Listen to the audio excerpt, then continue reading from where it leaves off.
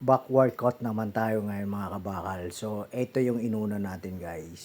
So, dito ang ginagawa ko ay magaan to pabigat. So, kailangan natin magmabigat guys para lalo tayong kumapal. So, yun guys, ito yung inuna natin and then lat fall down. So, makikita natin yung pagkasunod-sunod. So, ayan, kumakapal na rin tayo guys. So, okay. So, ito yung next natin. So, ito yung lat fall down. So, dito magaan pa rin guys. So, pabigat ng pabigat. Lahat ng workout ko guys ay 4 set or kaya 5 set pagka ganado pa tayo. So, wala tayong bilang. So, pwede na naman gawin 12 or 15 reps. So, kaya bababa sa 10 reps. Okay? Lalo na sa mga beginners guys. So, para nagkakaroon kayo ng mga idea kung paano kayo magpalaki. Yun. So, importante pa rin ay pagkain. So, 6 times na ang kain ko guys every day. So, kailangan guys meron tayong sapat na pagkain at protein. So, ito yung next natin guys. Yan. So, puro lahat ng back ko ay wild.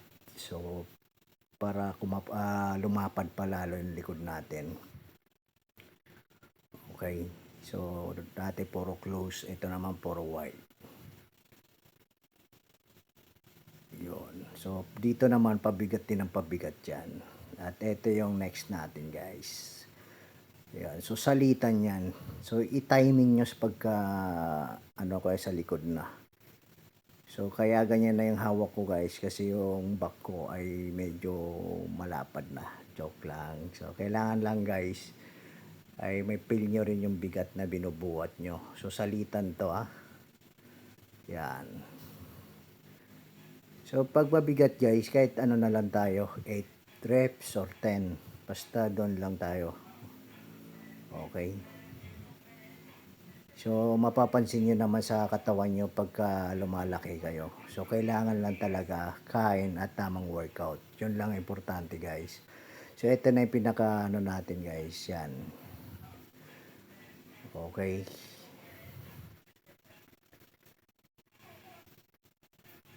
So, naipapansin nyo guys, nagkakating na tayo. So, naka-diet na tayo ngayon.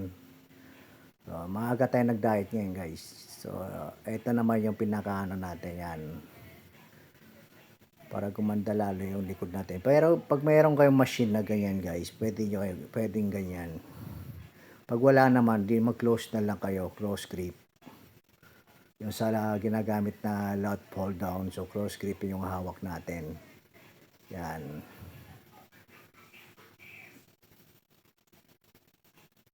So, nagpo-flex ako pagkatapos ng workout ko, sinasabay ko na para isahan na lang at uwi na kagad pagkatapos. Okay, yan. Para nakikita din natin yung improvement natin habang tumatagal. So, ito na yung pinaka last workout natin sa back guys. So, ganun lang sa mga kabakal natin na gustong matuto. Papalo na rin. At sa mga followers natin, thank you guys. Lalo na sa mga nanonood ng video ko. So, thank you guys and salamat. Ingat kayo palagi. Gym workout araw-araw.